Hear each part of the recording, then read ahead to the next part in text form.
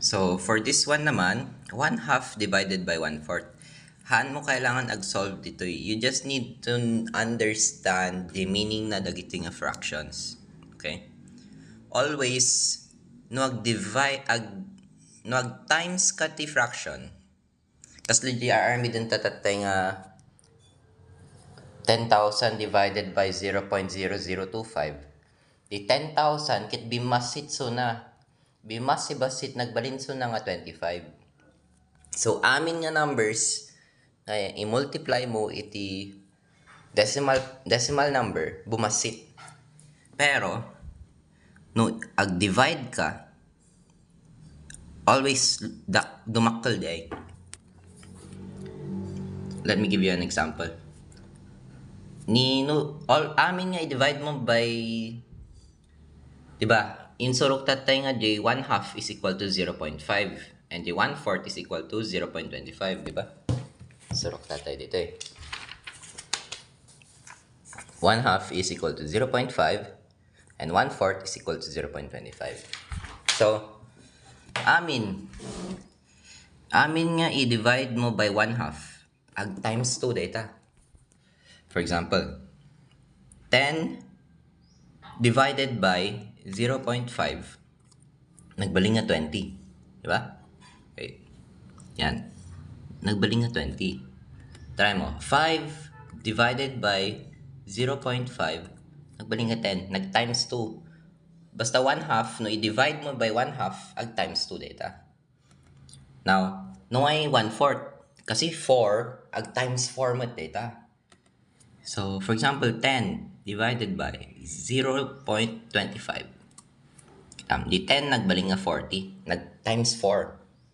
Try mo di 5. 5 divided by 0.25. Oh, nagbaling nga 20. 5, 10, 15, 20. Diba? Nag times 4. Now, di kahit na lang, so, just by knowing nga no, i-divide mo iti fraction with any number, dumakkel di number. So, amumon nga, the answer mo dapat ket more than 1. Apay nga more than 1? Kasi di ba 0.5 no patakkel pa di 0.5. Edi syempre daktakkel kaysa 1 di ayun. Di 0.5 mo i-times 4 mo kano kasi divided by 1/4, di ba? No, divided by 1/4 ag times 4 di ay.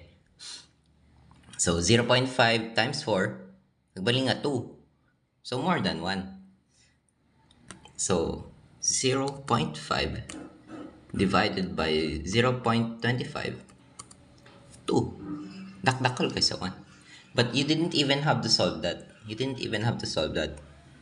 just needed to know na dumakkel syempre di number ta in divide mo garod iti kwa iti fraction iti decimal number no i-divide mo to decimal number pero no times kuma di ay no times ay 1/2 divided ay 1/2 times 1/4 amumon nga less than 1 the answer kasi di ba no basta i-times mo iti decimal number or fraction bumasit yung number. So you can try 0.5 divided by 0.5 times 0.25 0.125 less than 1. Diba? Ganun lang.